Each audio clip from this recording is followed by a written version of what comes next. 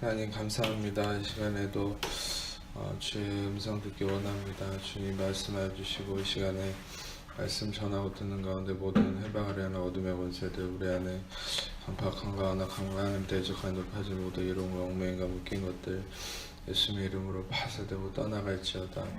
이 시간에 성령님만 이곳에 또 환영하고 초청하고 모셔드리고 인정하고 의지하오니 영광으로 임하시고 다스리시고 충만케 하시며 주의 나라가 임하여 주시고 뜻이 안에서 이루어진 것 같이 땅에서도 이루어지며 주께서 예비하신 각 심령 안에 30배, 60배, 100배의 차고 넘치는 의에 가득하도록 이 시간 주장하시고 역사해 주옵소서. 오직 빛과 구원 되신 예수님의 그 이름만 계시되고 드러나고 증거되기 원하며 그 이름만 찬양받고 영광받으시기 원합니다. 이 시간 오직 예수님 홀로 영광받으시고 찬양받으시며 나타내시고 역사해 주옵소서. 오직 빛과 구원 되신 예수님의 그 이름만 증거되기 원하오니 주님 홀로 영광 받으시고 찬양 받아 주옵소서. 감사합니다. 모든 영광을 예수님께만 올려드리오며 예수님만을 찬양하며 높여드립니다. 감사합니다. 감사합니다. 주님 감사합니다. 예수님 감사합니다. 주님만을 찬양합니다. 영광 받아 주옵소서. 감사합니다. 모든 영광 주님께 올려드리며 우리 사랑하시는 예수님 이름으로 기도합니다. 아멘. 우리 오늘은 로마서 9장 말씀을 같이 보겠습니다. 읽기는 9장, 10장, 11장을 같이 읽어와 주시라고 했는데 그것은 이제 9장, 10장, 11장이 한 내용으로 이어지는 거거든요. 그것은 9장, 10장, 11장이 이제 전에 처음에 로마서 시작할 때 개관을 잠깐 해드린 것처럼 9장, 10장, 11장은 이스라엘에 대한 특별히 바울이 이 자기 동족인 이스라엘에 대한 하나님의 이 뜻을 이제 나타내는 귀한 말씀인데 9장은 실제로 이스라엘의 어떤 과거의 모습, 또 10장은 현재 이스라엘의 모습, 또 11장은 미래에 나타날 이스라엘의 모습. 근데 이것은 또 이스라엘의 어떤 단적인 이스라엘만을 나타내는 얘기가 아니라 이스라엘과 이방인들과의 관계 안에서 하나님의 택하심과 인도하심을 가지고 실상 이스라엘은 자신들만이 택함받았고 자신들만이 선민이라고 생각하면서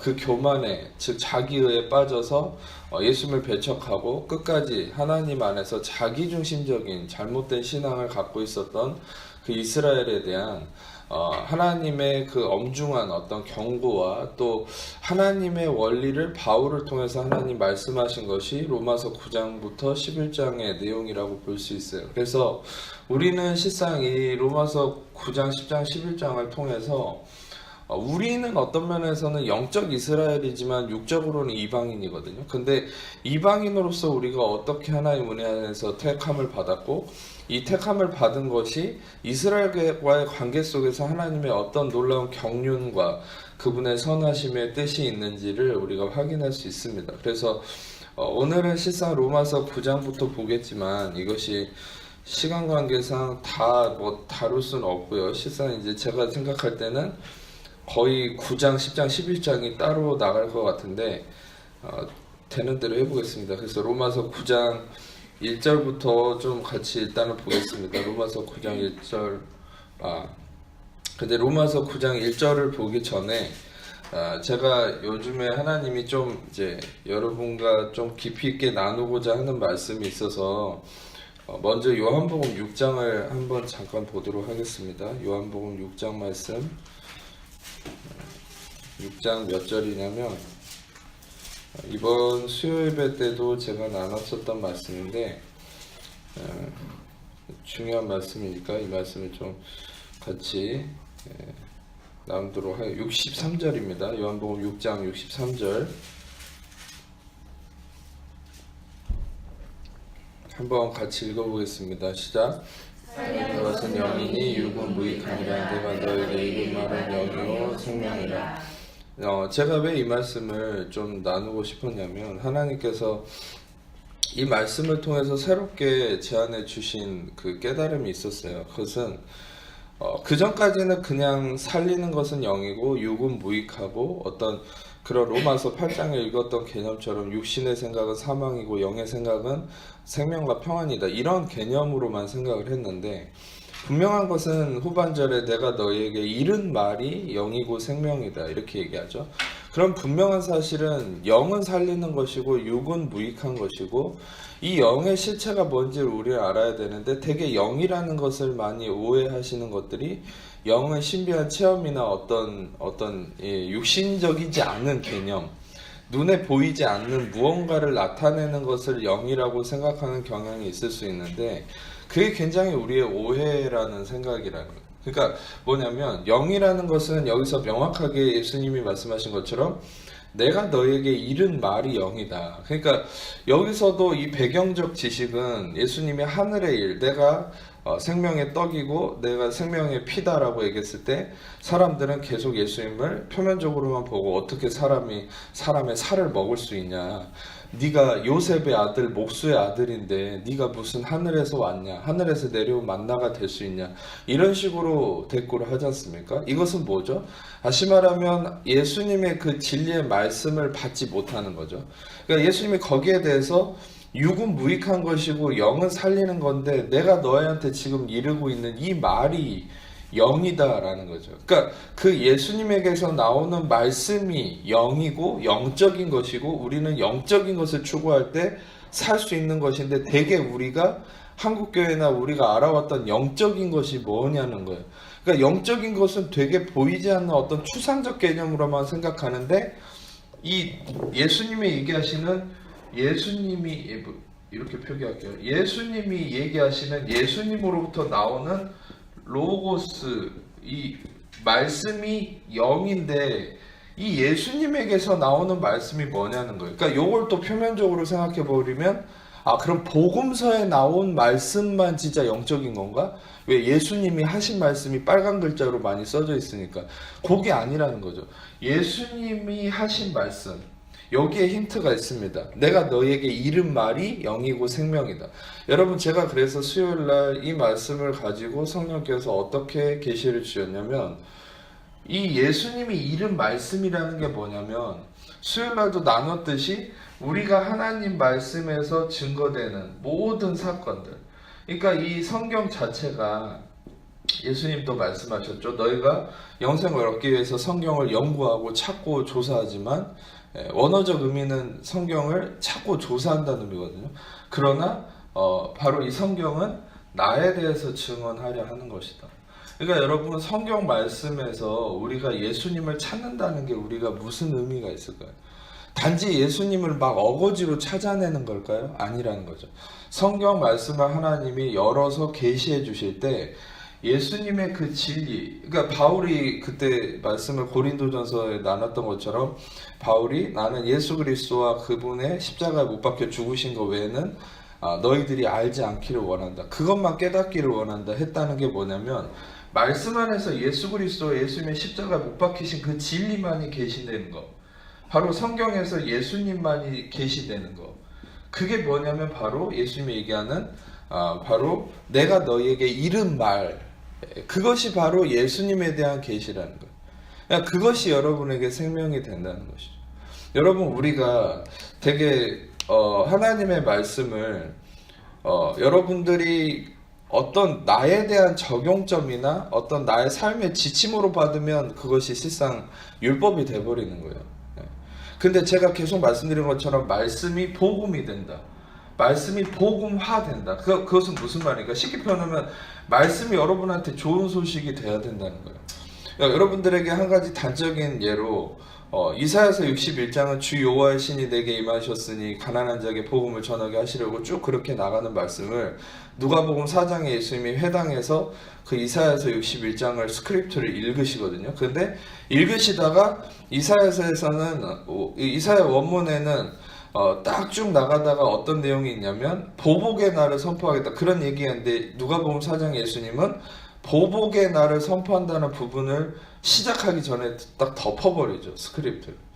그러니까 이사야서는 심지어 보복의 날까지 이 원문이 이어지는데 예수님은 은혜의 날까지만 읽으신다는 거예요. 그게 뭐냐면 우리에게 허용된 하나님의 진리가 있어요. 그것은 그리스도를 통해서 우리가 은혜의 날을 경험하는 것까지만 하나님 여러분에게 허용하신 거예요. 근데 실상 성경은 많은 계시와 많은 진리가 나타나 있죠. 그러면 우리는 그것을 아니다라고 제안할 수는 없어요. 그것은 하나님의 말씀이고 거룩한 하나님의 진리입니다. 그런데 여러분들에게 적용할 수 있냐는 거예요.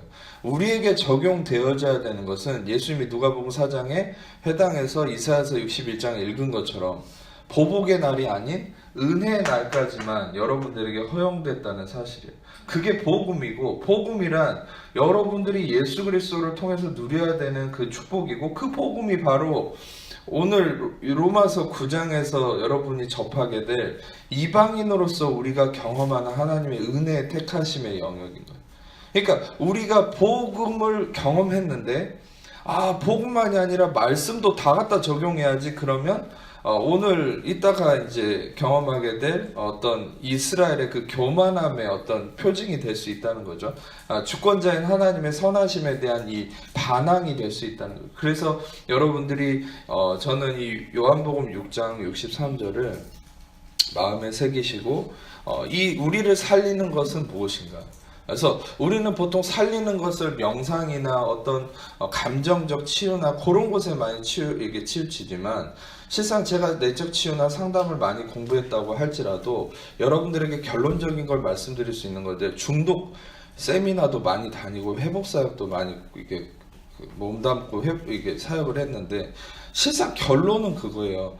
회복 사역을 아무리 열심히, 우리나라는 실상 미국의 릭 워렌의 새드백 그 처치에서 그 회복 사역을 사랑의 교회랑 온누리 교회가 최초로 2개 교회만 그 시스템을 가져와 가지고 실제적으로 행하고 있는데, 실상 한계는 그겁니다. 그리고 온누리 교회에서도 회복 사역을 담당했던 그 최고 리더자 목사님이, 제가 최근에 들었던 게 그분이 많이 깨달았어요. 처음에는 되게 스킬적인 것으로만 회복사역을 이끌었는데 많이 깨달았다는 얘기가 뭐냐면, 그분이 지금은 복음적으로 하고 있더라고요.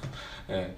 하나님의 은혜의 진리 안에서 그 회복사역을 이끌고 있더라고요. 그러니까 그게 맞아요. 그러니까 우리는 회복이나 내적 치유 이런 거 다 가지치기입니다. 그러니까 열매의 영역이에요. 그러니까 본질을 다뤄야 회복이 되는 거예요. 근데 예전에는 그냥 막 어떤 일반적인 스킬로만 했거든요. 그냥 별로 변화가 안 돼요. 역사가 나타났다가 다시 중독에 빠져요. 근데 진짜 복음을 다룰 때 진짜 회복이 있다는 걸 경험을 하는 거예요, 이제. 근데 아직 은혜의 진리가 계시되지 않았기 때문에 아직 이제 그런 어떤 말씀의 영역을 이제 적용하는 부분에만 머물러 있지만, 실상 여러분들에게 나누는 이 은혜의 진리, 이 말씀에 중심된 은혜의 복음의 진리가 실상 모든 것의 치유, 모든 것의 회복의 근원인 거예요. 그래서 여러분, 이 요한복음 6장 63절을 여러분들이 묵상하면서 이게 여러분들한테 정말 생명의 깨달음으로 일어나면 정말 참된 치유와 회복이 있습니다. 아멘. 그래서 이것을 계속 묵상하세요. 살리는 것은 영인데 이 영이 무엇이냐? 바로 예수님이 이르신 말씀이다. 예수님이 이르신 말씀이 뭐냐? 그것은 복음서의 빨간 글씨를 읽는 것이 아니라 바로 모든 성경에서 얘기하는 예수님에 대한 계시, 예수님이 죽으신가 부활하신 그분 자신에 대한 어떤 드러냄.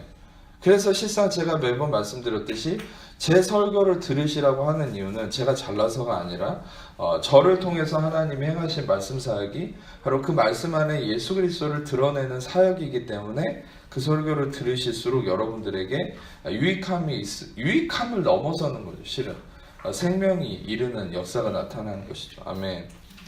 혹시 이걸 들으신 분들 또 지자랑하는 거 아닌가 이렇게 오해하지 않기를 바랍니다. 로마서 9장 1절 다시 가서 솔직히 이런 얘기를 하면 저도 제 설교를 계속 듣습니다. 그러니까 왜냐하면 제정신으로 설교를 하는 게 아니에요. 이재방의 머릿속에서 나오는 걸로. 저는 껍데기고 성령께서 저를 통해 하시기 때문에 제가 제 설교를 계속 듣는 가운데서 저는 회복을 받고 너무나 놀라운 은혜를 경험합니다. 그래서 들으시라는 거죠. 로마서 9장 1절에서 5절까지를 잠깐만요. 로마서 9장 1절에서 5절까지를 먼저 한번 같이 읽도록 하겠습니다. 시작. 내가 그리스도 안에서 참말을 하고 거짓말을 아니하노라. 나의 큰 근심이 있는 것과 마음에 그치지 않는 고통이 있는 것을 내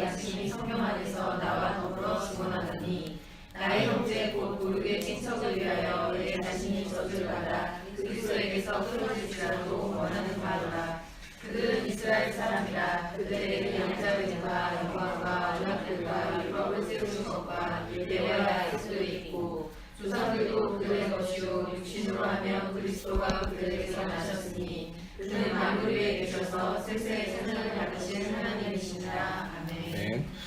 이 말씀은 첫 번에 굉장히 바울이 자신의 솔직한 어떤 심정을 얘기하는 부분인데 실상 로마서 8장까지는 굉장히 이 뒷부분을 어떤 면에서는 염두에 두면서 영적인 진리를 8장까지 엄청나게 설명을 했지만 실상 바울의 진심 어린 마음의 소망을 이 로마서 9장, 10장, 11절에 성령 안에서 썼다고 할 수 있어요. 그 소망이 뭐냐? 그것은 이 1절에 나타난 것처럼 바울이 자신이 거짓말을 하는 게 아니라 참말을 한다라고 이렇게 호소하는 식인 거예요. 그러면서 자신의 마음에 근심과 그치지 않는 고통이 있다라고 얘기를 하죠. 근데 그 이유가 뭘까요? 그 이유는 이 3절에 나와 있습니다. 이 바로 바울은 늘 항상 자기가 은혜의 진리의 복음, 즉 예수 그리스도의 참된 은혜를 깨닫고 아직 율법에 매여 있는 아직 구원에 이르지 못한 자기 동족 이스라엘에 대한 이 안타까운 심정이 있는 거예요. 정말 이 마음을 어떻게 느낄 수 있냐면 그냥 단순히 우리가 정말 이 바울의 뜨거운 심정을 어떻게 비교할 수 있냐면 단순히 우리가 예수 안 믿는 사람들을 바라보거나 뭐 예수님을 안 믿는 그런 부모를 바라보는 어떤 그런 안타까운 심정 그 이상이라는 걸 성경을 읽어보면 알 수 있거든요. 그만큼 바울은 자기 동족 이스라엘을 굉장히 사랑했던 사람이에요. 그러니까 사랑하는데 자신의 유대 땅을 사랑하는데 그들이 여전히 예수님을 배척하고 율법을 신봉하는 것을 보면서 그들의 어떤 묶여임, 바울이 매번 언급하는 것처럼 자신의 눈이 수건으로 가려져서 여전히 율법을 떠나지 못하는 그 말씀을 보지 못하는 그런 안타까운 맹인된 그들의 안타까움을 바울은 근심하면서 바라보는 거죠. 그래서 그런 마음을 표현하는 가운데 실상 여러분이 3절을 좀 제가 여러분들에게 이제 해석해 드려야 될 여지가 있는데 그게 뭐냐면 이 3절에서 나온 내용이 실상 많은 부분에서 오해가 될 수 있어요. 그것은 이 3절을 이제 이 바울이 어떤 뜨거운 마음이 있기 때문에 이 3절을 어떤 면에서는 그냥 표면적으로 해석할 수 있죠. 그리스도에게서 내가 끊어질지라도 어떤 내 이스라엘을 위해서 내가 저주를 받겠다. 그러니까 그만큼 뭐 바울이 이제 이스라엘을 사랑하는 마음의 표출이다. 뭐 이런 식으로 이제 많이 해석할 수 있어요, 실은. 근데 여러분들이 알아야 될 것은 한번 자세히 문맥적으로 생각해 보세요. 여러분, 실상 이 바울이 로마서 8장까지 또 이후에도 마찬가지고 항상 갈라디아서나 모든 부분에서 경계했던 게 그리스도에 대한 끊어짐과 어떤 저주로부터 자유케 됨을 얘기했는데 진짜 자기가 그리스도에게서 끊어지고 저주를 받아서 그 자기 이스라엘이 살아나기를 원하겠습니까? 한번 생각해 보세요.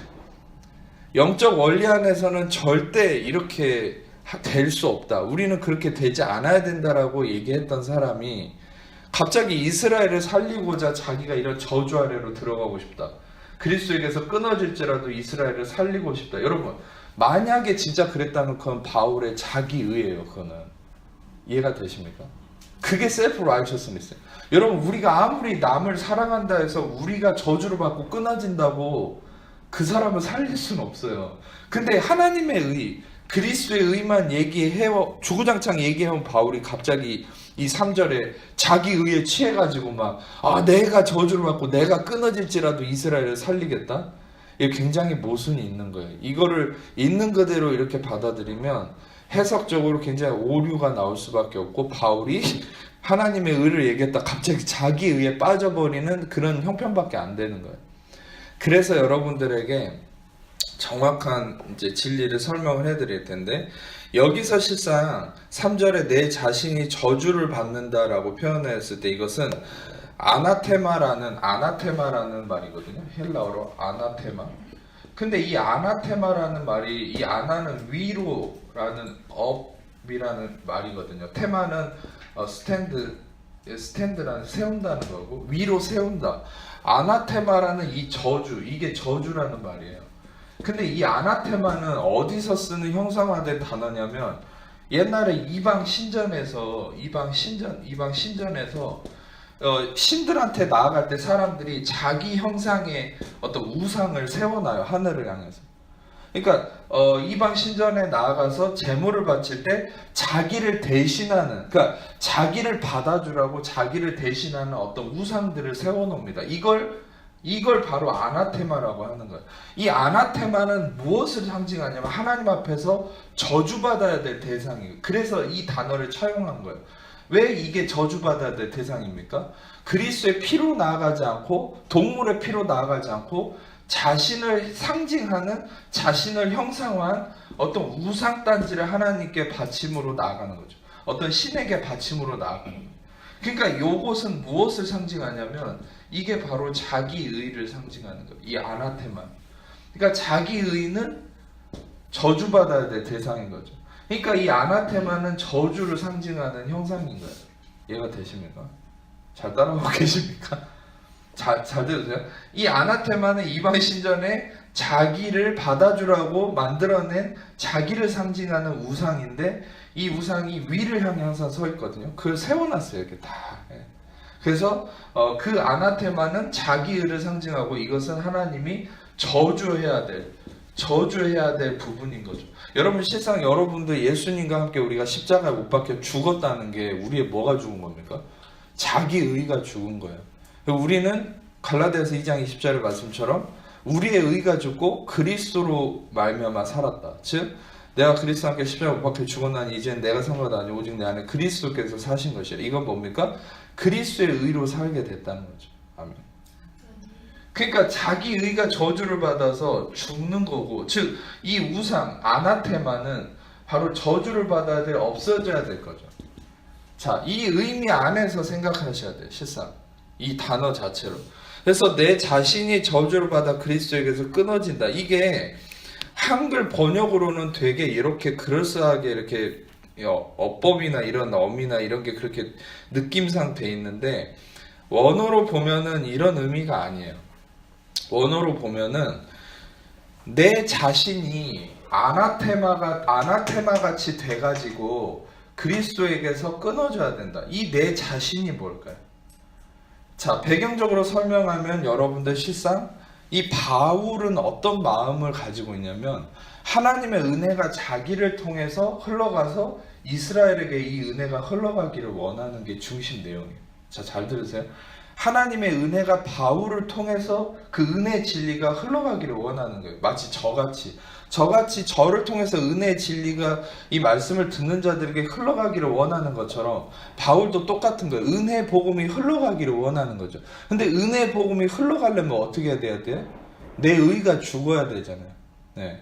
그러니까 바울이 얘기하는 내 자신이 저주를 받아서 그리스도에게서 끊어진다는 게 무슨 말이냐면 내 옛사람이, 내 자아가, 아직도 살아있는 나의 자기의가 바로 아나테마, 즉 저주받아서 그리스도에게서 그것이 완전히 죽어 없어져 버리고 바로 나를 통해서 이 내 형제 골육 친척들이 은혜를 받기를 원한다. 실상 3절의 의미는 그런 거예요. 여러분, 그게 바로 문맥적으로도 맞는 의미입니다. 갑자기 이런 어떤 안타까운 심정으로 내가 그리스도에게서 끊어질지라도 내 골육 친척을 살리기를 원한다? 말이 안 되는 거예요. 자기가 끊어진다고 자기 동족을 살릴 수는 없어요. 오히려 동족을 살릴 수 있는, 이스라엘을 살릴 수 있는 건 자기를 통해서 은혜 복음이 흘러가야 되는 거예요. 근데 은혜 복음이 흘러가려면 자기가 아나테마화 돼가지고, 다시 말하면 자기가 저주를 받아, 자기 의가 저주를 받아서 그리스도에게서 완전히 자기 의가 끊어지고 그리스도의 은혜와 의의 선물이 내 골육 친척들에게 흘러가야 된다. 네, 이해가 되십니까?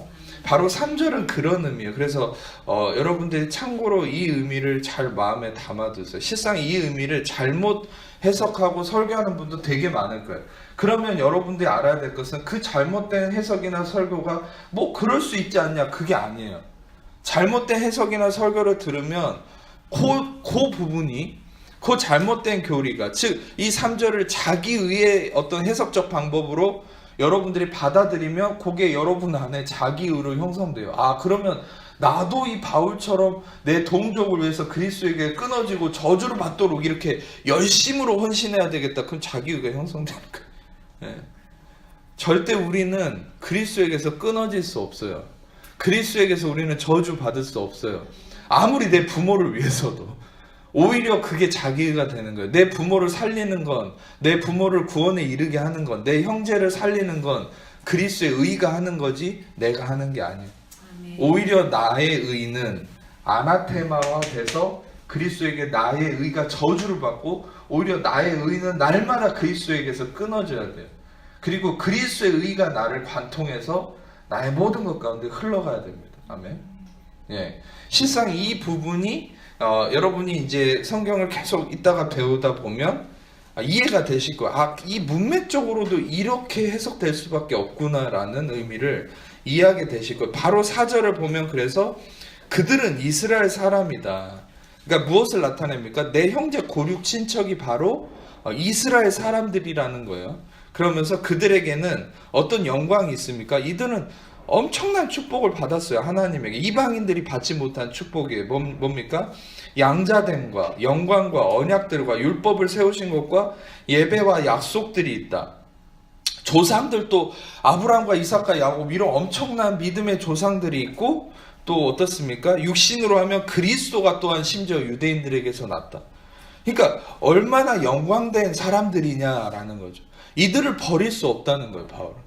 이 영광된 자들이 그냥 지옥의 땔감이 되게 할 수 없다는 거예요. 그래서 자기는 자기를 통해 은혜 복음이 흘러가서 이들이 살아나기를 원하는 이 간절한 심령, 1절에 표현한 것처럼 이 근심과 고통이 내 안에 있다. 근데 바로 내 양심이 성령 안에서 나와 더불어 증언한다. 성령님이 나를 통해서 그리스도의 은혜 복음을 계속 증언한다라는 것을 확실하게 얘기하는 부분이에요. 그래서 실상 바울의 이런 어떤 전제적인 말이죠. 도입부에, 즉 나의 이런 심정을 가지고 내가 지금 이런 진리를 너에게 전하기 원한다라는 거죠. 6절부터 8절까지 잠깐 같이 읽겠습니다. 시작. 그러나 하나님의 말씀이 폐하여진 것 같지 않도다. 이스라엘에서는 그들이 다 이스라엘이 아니요 또한 아브라함의 씨가 다 그의 자녀가 아니라 오직 이삭으로부터 난 자라야 내 씨라 불리리라 하셨으니 곧 육신의 자녀가 하나님의 자녀가 아니요 오직 약속의 자녀가 주로 영심을 받느니라. 네. 이제 여기 6절에서 8절까지를 좀 여러분들에게 익히 아는 말씀이긴 하지만 좀 여러분들에게 설명을 많이 드려야 될 텐데 하나님이 말씀이 폐하여지지 않았고 이스라엘에게서 난 그들이 다 이스라엘이 아니다. 또 7절에는 아브라함의 씨가 다 그의 자녀가 아니고 이삭으로 난 자라야만이 내 씨다. 이게 어떤 의미일까요? 실은 8절도 그렇고 육신의 자녀가 하나님의 자녀가 아니고 오직 약속의 자녀가 씨로 여김을 받았다. 실상 여기에 대한 근거가 되는 가장 확실한 말씀이 일단 갈라디아서 4장 말씀을 좀 같이 보겠습니다. 갈라디아서 4장 21절에서 31절까지인데 중요한 말씀이니까 계속 반복하는 부분이 있긴 한데 여러분들이 이제 계속 보면서 눈에 익고 또 익숙해졌으면 좋겠어요. 그래서 갈라디아서 4장 21절부터 31절까지를 저 여러분이 교독하겠습니다. 내게 말하라. 율법 아래 있고자 하는 자들아 율법을 듣지 못하였느냐.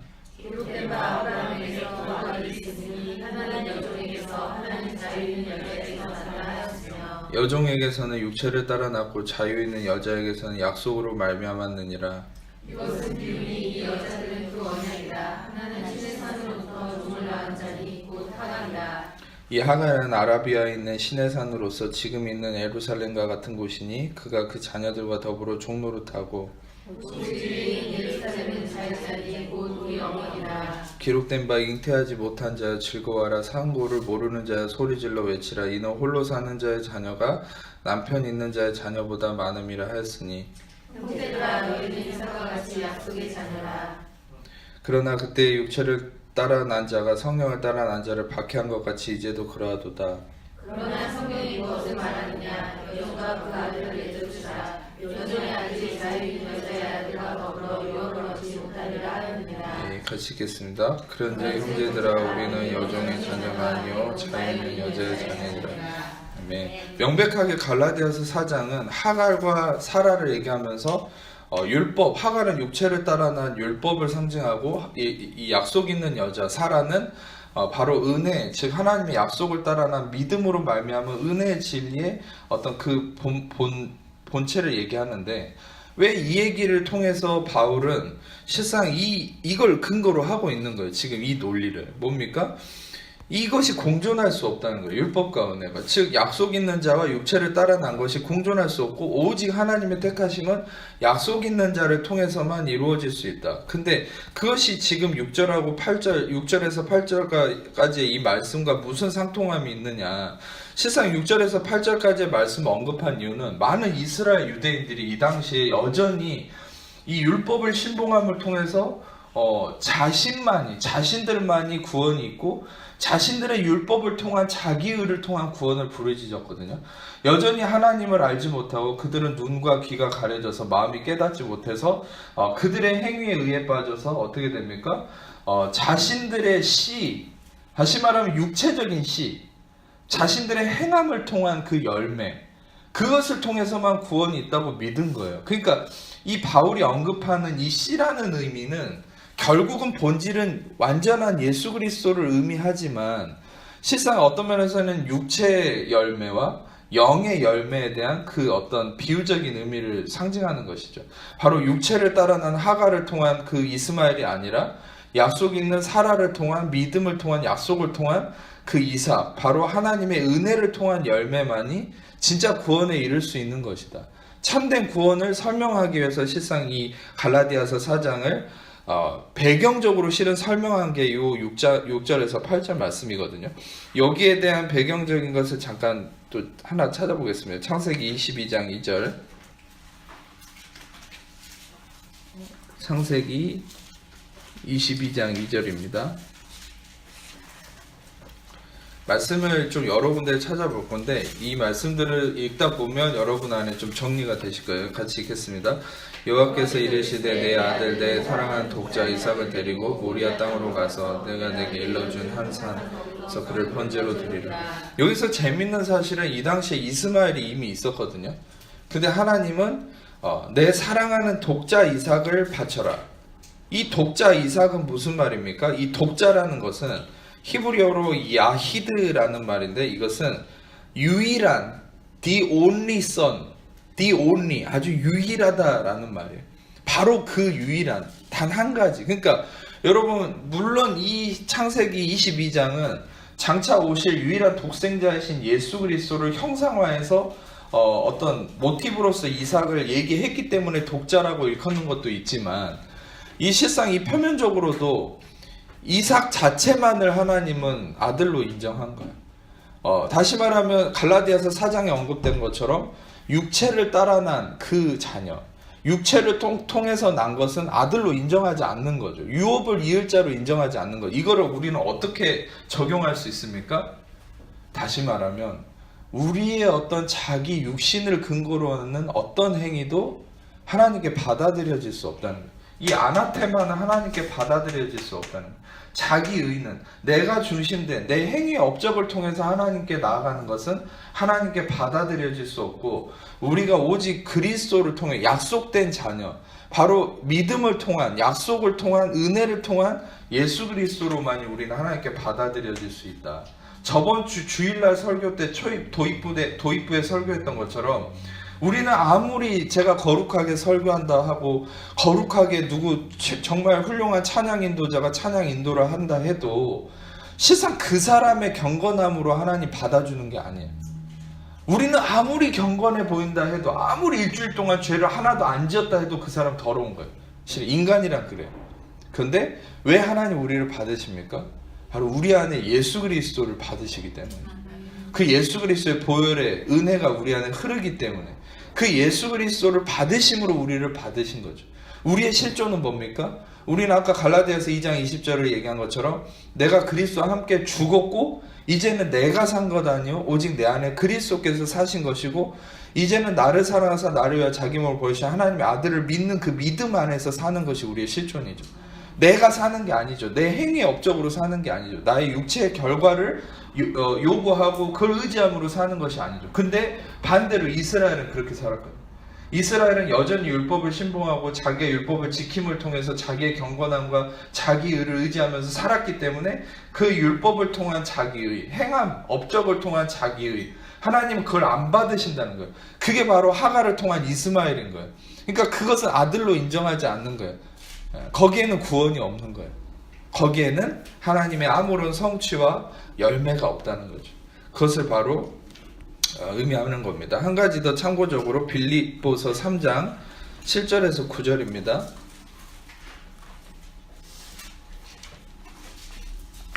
빌립보서 3장 7절에서 9절 말씀 같이 읽겠습니다. 그러나 무엇이든지 내게 유익하던 것을 내가 그리스도를 위하여 다 해로 여길 뿐더러 또한 모든 것을 해로 여김은 내 주 그리스도 예수를 아는 지식이 가장 구성하기 때문이라. 내가 그를 위하여 모든 것을 잃어버리고 배설물로 여김은 그리스도를 얻고 그래서 발견되려 함이니 내가 가진 의는 율법에서 난 것이 아니요 오직 그리스도를 믿음으로 말미암은 것이니 그 믿음으로 하나님께로부터 난 의이라. 다 동일한 맥락인데 여기서 한 가지 힌트를 드리면 8절을 보시면 내 주 그리스도 예수를 아는 지식이 가장 고상하고 내가 그를 위해서 모든 것을 잃어버리고 배설물로 여김은, 여기서 한 가지 여러분이 힌트를 발견할 수 있는데, 여기서 바울은 내가 가진 모든 것을 잃어버리겠다, 배설물로 여긴다는 게, 여러분 아까 우리가 로마서 9장 3절에서 봤던 자기가 아나테마화 돼서 그리스도에게서 저주를 받고 끊어질지라도 내 골육 친척을 위한다라는 게 바로 요 의미와 상통한 거예요. 바로 그런 겁니다. 내가 아나테마, 내가 저주를 받겠다. 그게 뭡니까? 내가 그리스도에게서 끊어지겠다. 그게 뭡니까? 바로 내 옛사람, 내 옛 자아가 다 잃어버려진다는 거죠. 배설물화 돼버리게 하겠다는 거예요. 그래서 바로 자기는 뭘로 발견되기를 원한다는 거예요. 내가 가진 의는 율법에서 난 것이 아니고 그리스도를 믿음으로 말미암은 것이며 이 믿음으로 말미암은 하나님의 의로 나는 발견되기 원한다. 그것이 바로 로마서 9장 3절에 부연 설명이 되는 구절의 시상 욕이라고 할 수 있어요. 좀 이해가 되십니까? 이해가 되시기를 축복합니다. 자, 그리고 한 가지 말씀을 또 보겠습니다. 로마서 8장 6절에서 8절. 저번에 배웠으니까 여러분이 좀 이해가 되시겠지만 그냥 이제 참고로 한 번 더 읽도록 하겠습니다. 로마서 8장 6절에서 8절 같이 읽겠습니다. 육신의 생각은 사망이요 영의 생각은 생명과 평안이니라. 육신의 생각은 하나님과 원수가 되나니 이는 한 법에 굴복치 아니할 뿐 아니라 할 수도 없음이라. 육신의 인자들은 하나님을 기쁘시게 할 수 없느니라. 아멘. 갈라디아서 3장 15절에서 18절입니다.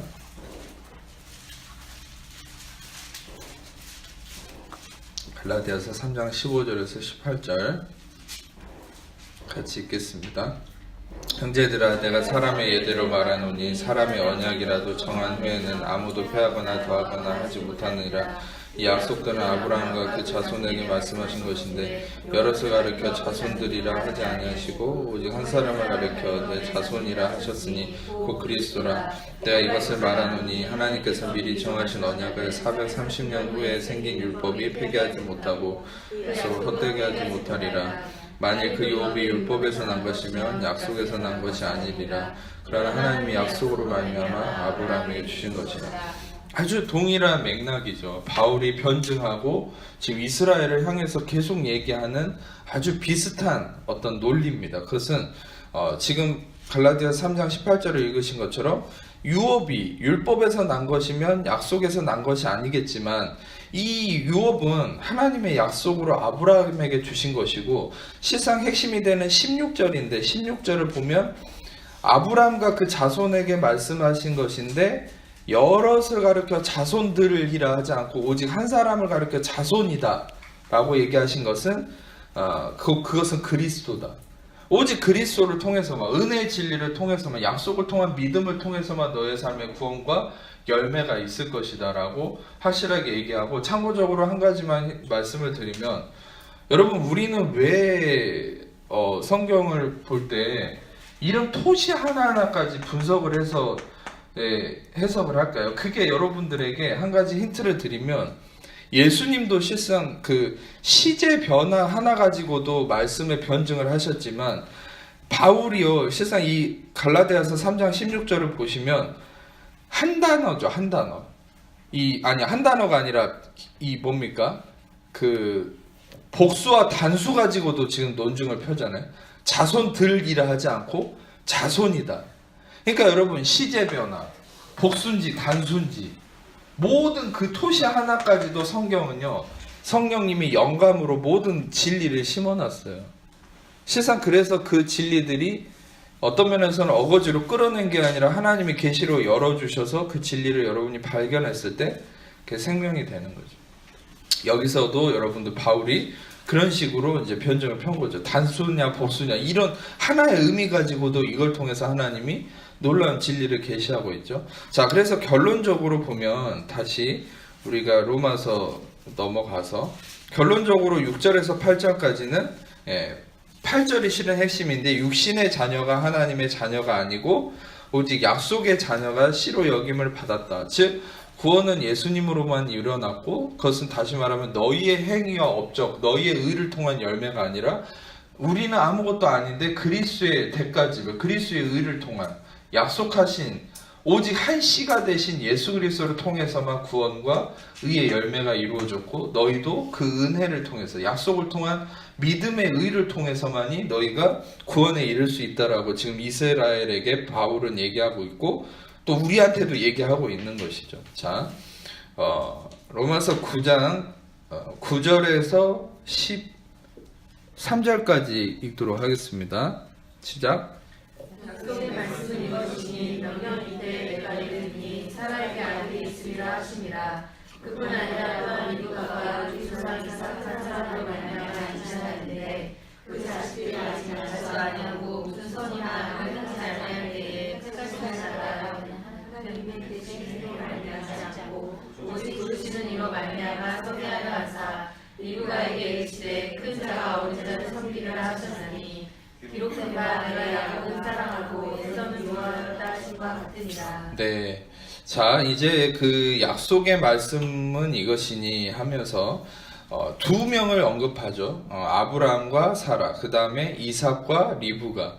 근데 이들이 아들을 낳았다라고 얘기를 하죠. 그러면서 실상 이들이 어떤 아들을 낳은 부분에 대해서 뭘 얘기하려고 하냐면, 사라도 그렇고 리브가도 그렇고 택하신 자녀, 약속을 따라 난 믿음을 통한 그 택하심을 통한 어떤 하나님의 행하심을 이제 논지를 펴려고 해서 이 두 명을 언급한 거거든요. 11절을 보면 그 자식들이 아직 나지도 않았는데 무슨 선이나 악을 행하지도 아니하되 택하심을 따라서 되는 하나님의 뜻이. 자, 여러분, 여기서 우리는 한 가지 아주 놀라운 힌트를 얻을 수 있죠. 하나님의 행하심이 어디 있냐는 거예요. 하나님의 행하심은 행위로 말미암지 않고, 여기서 행위는 엘곤이라고 하는 헬라어인데 이거는 업적이나 공적을 의미하는 말입니다. 우리의 어떤 업적이나 공적, 어떤 면에서는 우리의 올바른 경건성이나 우리의 어떤 남들에게 인정받을 수 있는 근거, 그런 것이 아니라 우리의 행함으로 말미암지 않고 오직 부르시는 이로 말미암아 서게 한다. 부르시는 이. 자, 그러니까 여기서 여러분 두 가지 핵심 단어가 있는 거예요. 택하심, 에클로케라는 말인데, 에클로게, 이 선택된 것이라는 말인데, 이 택하심과 부르시는 이. 여러분 되게 수동적이죠. 우리가 할 수 있는 게 아무것도 없어요. 찾아보면 구원 안에서, 하나님의 행하심 안에서 실상 우리가 내세울 수 있는 게 없어요. 그런데 전통적인 교리와 많은 신학들은 정말 안타까울이 많지, 이런 성경 안에서 인간이 뭔가 행할 수 있는 근거를 어거지로 얼마나 열심히 긁어서 찾아내서 조합을 시켰는지 정말 상상할 수 없을 정도. 그러니까 성경은 한결같이 얘기하거든요. 우리가 할 수 있는 게 없고 오직 택하시는 분과 부르시는 이가 하시는 거지 우리의 행위의 업적으로 된 것이 아니다. 아멘. 궁극적으로 구원을 통한 모든 우리의 삶의 열매가 다 그렇다는 거예요. 그러니까 우리가 내세울 수 있는 바가 없다라는 것을 여기서부터 계속 얘기해요. 지금부터. 근데 실상 여러분들에게 이게 굉장히 큰 은혜가 될 수 있는 건, 여러분들 이제 한 가지 배경적으로 설명하자면, 여러분이 하나님이 뭔가를 택했다, 예정했다라고 얘기할 때 되게 많이 드는 생각이 어떻습니까? 아, 그래, 그러면 나는 택함 받았는데 택함 안 받은 사람은 하나님 버리셨나? 이따가 이제 그거에 대한 성경적 어떤 얘기를 하겠지만, 대개는 많이 생각하는 게, 나는 택함 받았는데 왜 저 사람은 하나님이 택하지 않았으면 어떡하지? 그럼 하나님은 무엇을 근거로 왜 택하는 거지? 이렇게 이제 판단하기 시작한다는 거예요. 근데 여러분, 실상 여러분이 알아야 될 것은, 우리가 하나님 앞에서 택함을 받았다는 것부터 자체가 근거가 없잖아요. 우리가 뭘 근거로 하나님께 택함을 받아서 내가 구원을 받고 예수를 믿게 됐는지, 여러분 솔직히 그 근거를 찾으실 수 있습니까? 아무리 긁어서 모아도 여러분 아무 근거가 없어요. 우리가 하나님께 택함을 받았다는 근거가. 그러면 여러분, 나 자신도 그런데 옆 사람이 택함을 받았든 안 받았든 솔직히 우리가 하나님이 뭘 근거로 그렇게 하셨는지 우리가 판단할 수 있는 존재가 아니라는 거죠. 여러분, 결국 하나님께서 말씀을 통해서 전제로 깔고 들어가는 게 뭐냐면, 너희들이 한 건 없고 내가 내 은혜로 내 주권 안에서 나의 선하심을 따라서 행하는 것이 바로 하나님의 섭리다라는 것을 알려주기 원하시는 게 이 성경의 본질이에요. 근데 아담부터 시작된 오류죠. 에러가 난 거죠. 하나님도 아담을 택해서 이 땅에 부르셨고 했는데, 그 아담을 통해서 뭐가 일어난 겁니까? 택하심을 거부하는 일. 그러면 어떤 면에서는 여러분들이 오해를 품을 수 있어요. 아, 그러면 아담처럼 우리가 택함을 받았는데 거부할 수 있습니까? 아니죠. 여러분들은 그럴 수 없어요. 택함을 받은 순간 영원히 귀속됩니다. 왜입니까?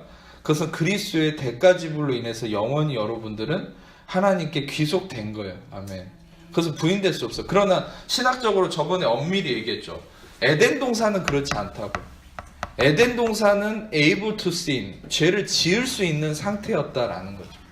그러나 여러분들은 바뀌었어요. 신분이 unable to sin. 여러분들은 죄를 지을 수 없는 자예요. 궁극적으로 그 죄를 지을 수 없다는 건 여러분이 뭐 사사로이 생활 속에서 죄를 지을 수 있다 없다 이런 의미가 아니에요. 생활 속에서 나타나는 건 그냥 육신의 결과물인 거죠. 여러분이 죄를 지을 수 없다는 게 궁극적으로는 무슨 말인 줄 아세요? 여러분이 하나님을 택하신 자들은 하나님을 떠날 수 없다는 거예요. 할렐루야. 그게 가장 핵심적 의미입니다. 내가 죄를 지을 수 없는 자가 되었다. 로마서 7장에 6장에 얘기한 것처럼 우리는 그럴 수 없다. 그리스도와 함께 죽은 자가 어떻게 다시 죄 가운데 거하겠냐. 그게 궁극적으로는 무슨 말이냐면, 아담이 행했던 걸 다시 반복할 수 없다는 거예요. 아담은 하나님에게서 떠났지만 우리는 하나님을 떠날 수 없다. 할렐루야. 얼마나 마음에 안식이 되는 진리입니까? 그러니까 결국 우리는 죄를 지을 수 없는 자다. 하나님께 택함을 받고 하나님의 택하심을 우리는 거역할 수 없다. 예. 근데 아담은 택함 받았는데 거역했어요. 예. 그리스도의 공로가 우리에게 있는 그 은혜가 아담은 없던 상태이기 때문에. 그러면 또 전에 이제 우리 집사님들 중에 그러면 이제 궁금증을 품으신 분, 아니 충분히 그런 궁금증 가질 수 있어요. 왜 하나님 그럼 선악과를 만들었겠느냐? 그런데 실상 이거는 신학생들도 그렇고 조직신학이라는 신학의 한 과목에서도 끊임없이 얘기하는 거예요. 왜 하나님이 선악과를 만들었겠습니까? 여러분, 실상 선악과를 만들고 안 만들고의 의미를 우리가 의도를 생각하기 이전에 선악과라는 게 뭘 의미하는지를 우리가 제대로 알면 이해가 될 거예요. 선악과라는 것은 전에 말씀드린 대로 The Tree of Knowledge of Good and Evil, 그러니까 선과 악을 분별하고 판단하는 건데, 여러분, 인간에게 있어서 인간이 하나님의 선하심 안에 거했던 존재가 선악을 판단하는 자리로 간다는 게 바로 마귀가 유혹했던 거거든요. 마귀는 네가 하나님처럼 되기를 원한다. 하나님처럼 될 거야. 실상 이미 하나님의 속성을 갖고 있는데도 하나님의 자리에 올라야 된다고 유혹했을 때 아담과 하와는 하나님 자리에 오르려고 먹었죠. 그러니까 선악과를 먹는다는 건 뭐예요? 하나님 자리에 오르는 거예요. 그러니까 다시 말하면 선과 악을 판단하는 자가 하나님인 건데 선과 악을 판단하는 자리에 간 거죠. 그러니까 하나님의 자리에 오르려고 한 거죠.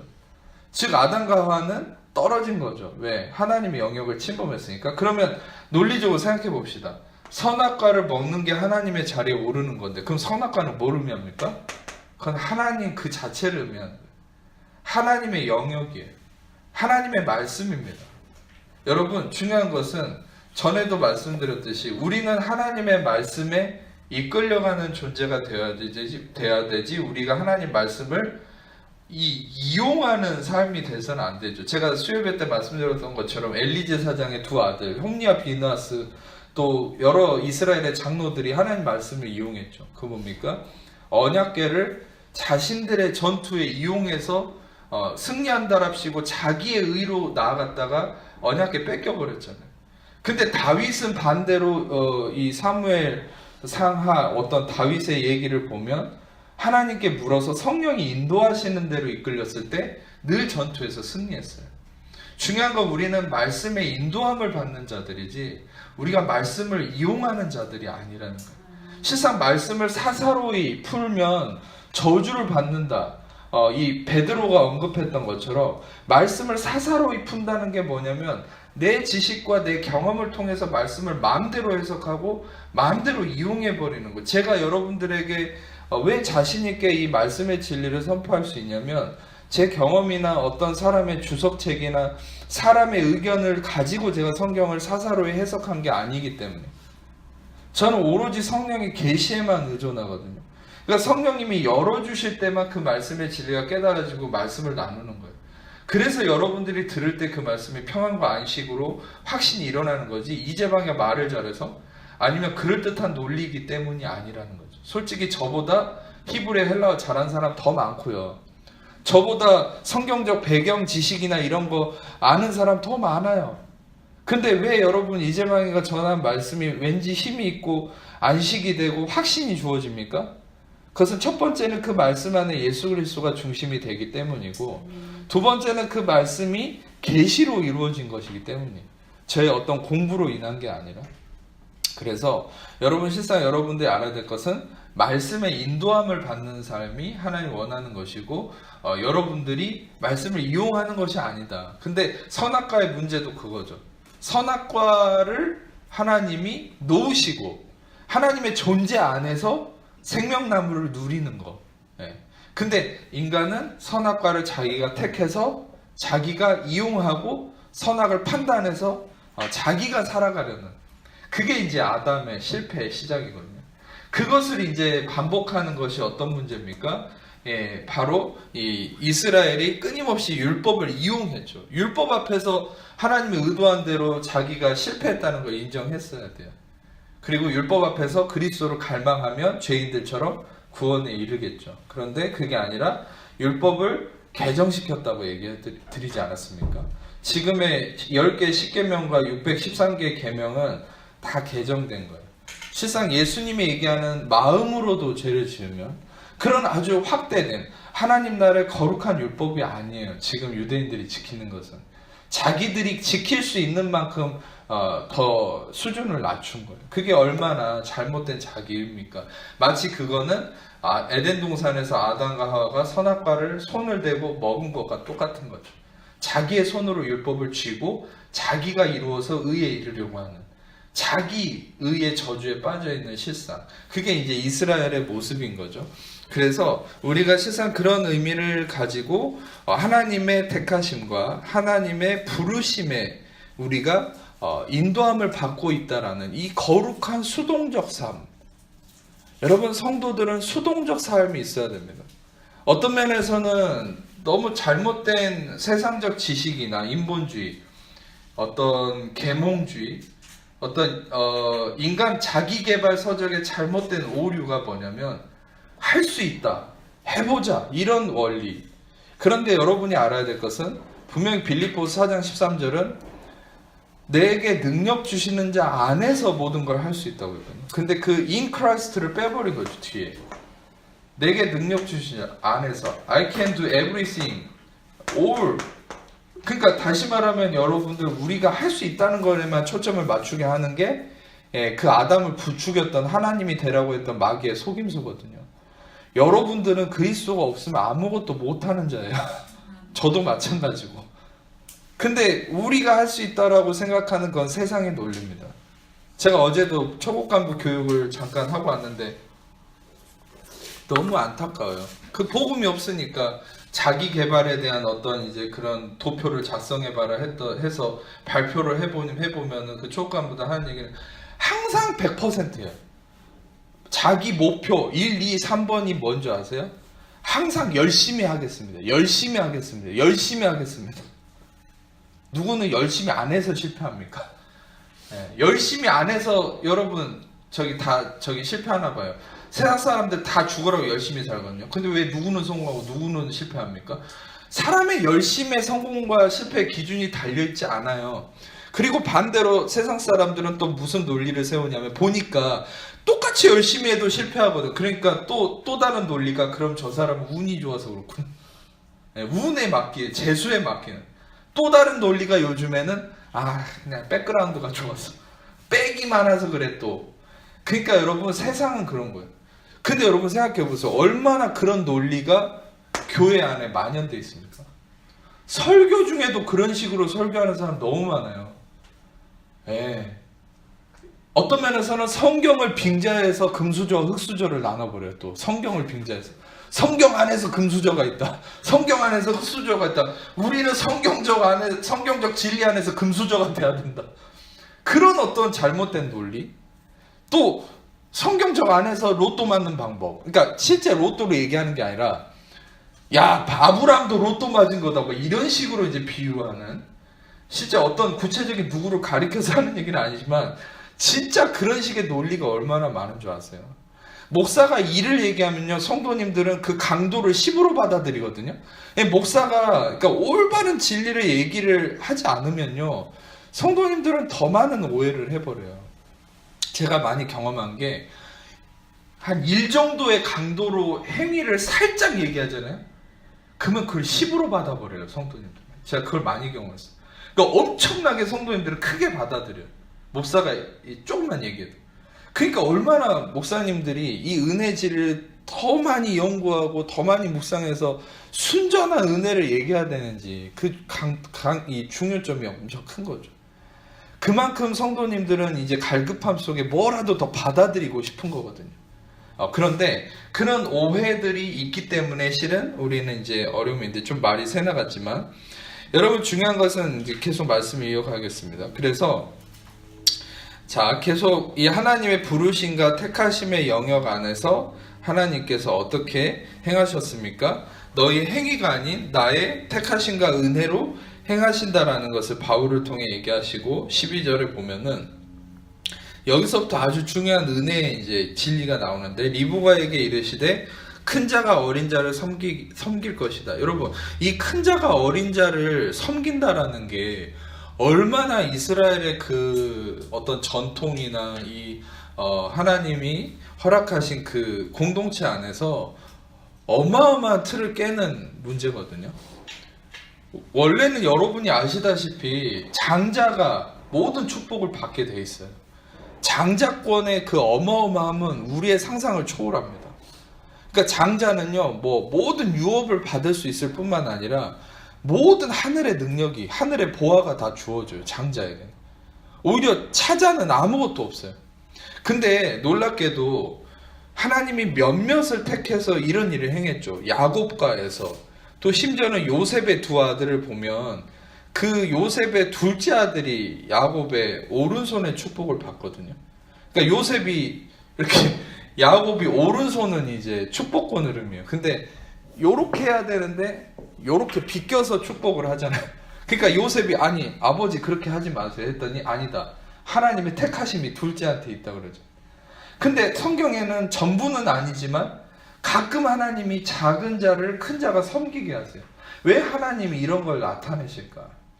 바로 하나님의 놀라운 이제 경륜과 섭리가 여기에 담겨 있는데 여기서 리브가에게 이르시되 큰 자가 어린 자를 섬긴다 할 때 큰 자라는 것은 외형적으로 헬라어로는 메가스라는 말인데 이것은 외형적으로 크고 거대하다는 걸 의미해요. 그리고 어린 자라는 것은 엘라스손이라는 말인데 이거는 이제 비교하는 의미예요. 비교급. 그러니까 보다 작고 보다 적은.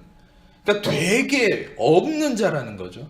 그러니까 다시 말하면 우리가 볼 때 큰 자가 굉장히 있어 보이는 자가 작은 자를 섬긴다. 예. 다시 말하면 그 의미라는 거죠. 그래서 실상 이 부분에 대한 의미를 고린도 후서 말씀에 이제 좀 볼 텐데, 여러분들에게 이 말씀을 잠깐 좀 고린도 후서 말씀을 좀 깊이 있게 나누고 싶습니다. 12장 9절에서 10절.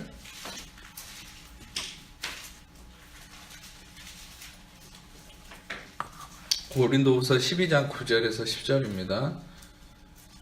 같이 읽도록 하겠습니다. 시작. 나에게 이르시기를 내 은혜가 나에게 속하다. 이는 내 능력이 약한 데서 온전하게 있음이라 하신지라. 그러므로 도리어 크게 기뻐함으로 나의 여러 약한 것들에 대하여 자랑하리니 이는 그리스도의 능력이 내게 머물게 하려 합니다.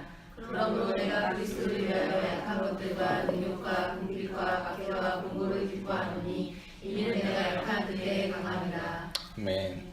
참 이 말씀이 오늘 이 말씀을 통해서 여러분들이 저는 이 말씀을 묵상했을 때 큰 위로와 회복의 역사가 있을 거라는 확신이 생겼습니다. 뭐냐면 이 말씀을 좀 해석해 드리고 싶은데, 먼저 구절을 보면 실상 여러분 배경적인 건 좀 생각하지 않았으면 좋겠어요. 뭐 예를 들어서 바울이 도대체 무슨 약함이 있었길래, 뭐 병이 있었나? 뭐 잘못된 습관이 있었나? 아니 그런 건 좀 생각하지 말고 그냥 이 말씀 자체에 집중을 하면은 더 은혜가 될 거예요. 뭐냐면 이 바울이 어떤 문제가 있고 어려움이 있어서 하나님께 간절히 구했죠. 심지어 8절을 보면 내가 3번 주께 간구했다. 딱 3번 기도했을까요? 아니죠. 이 3번이라는 건 3, 7, 12. 다시 말하면 이스라엘의 완전함을 나타내는 숫자인데 온전히 기도했다는 거죠. 온전히 하나님께 이 부분을 위해서 매일같이 나아갔다는 거죠. 여러분이 바로 그 남편을 위해서, 그 자녀를 위해서 온전히 매번 기도하듯이 바울은 온전히 그렇게 하나님께 나아갔는데 하나님이 뭐라고 말씀하십니까? 내 은혜가 너에게 족하다. 실상 이 말씀을 굉장히 많이 오해하시는 부분 중에 하나가, 어떤 그런 분, 그렇게 설교하는 분도 들어봤어요. 기도를 간절히 했더니 하나님이 야, 그 정도면 됐어. 참고 살아. 이런 식으로 이제 반응하는, 네 은혜가 내게 족하다. 아니 더 구하지 마. 너 그 정도면 됐어. 그거에 감사하고 살아. 야, 있는 것도 감사하지. 이런 식으로 해석하는 식의 그런 아주 오류가 있다는 거죠. 근데 실상 그런 의미가 아니에요. 하나님이 말씀하시는 풍성함을 여러분이 느껴야 되는데, 내 은혜가 너에게 족하다라는 말이 뭐냐면 아르케오라는 말입니다. 헬라어는 족하다, 아르케오. 이건 뭐냐면 충분하다는 거예요. 그리고 충분히 강하다라는 거예요. 충분하다. 단순한 충분함이 아니라 충분히 강해졌다, 강하다. 그리고 심지어 이 말씀은 돕는다, 협력한다라는 말도 있거든요. 이것은 무슨 말입니까? 내 은혜가 충분히 네 안에서 강해진다는 말은 뭐냐면, 지금 나의 은혜가 너를 충분히 강하게 만들었고 내 은혜가 모든 것을, 너의 문제를 해결할 수 있는 능력이 있다. 내 은혜가 너로 하여금 모든 것을 감당케 할 수 있다라는 거예요. 여러분, 단지 그 가진 것에 하나님 만족해라 라는 의미가 아니라, 하나님이 주신 내 안에 쌓여진 그 은혜가 모든 문제를 감당할 수 있는 힘을 갖고 있다는 거예요. 다시 말하면 이 grace, undeserved favor, unmerited favor, 이 은혜를 의지하라는 거죠. 이 은혜가 모든 것을 이길 수 있는 힘이다. 너를 강하게 한다. 네 안에 그 은혜가 이미 있다라는 거죠. 내 은혜가 내게 족하다. 이는, 다시 말하면 뭐라고 얘기합니까? 이는 내 능력이 약한 데서 온전해짐이라. 다시 말하면 문맥적으로도 이 논리적으로도 설명이 되죠. 뭐냐면 내 능력이 약한 데서 온전해진다. 네가 지금 그 문제 때문에 약해져 있는데 내 능력은, 나 야훼 두나미스라거든요. 이 두나미스는 다이너마이트의 원형이 되는 단어예요.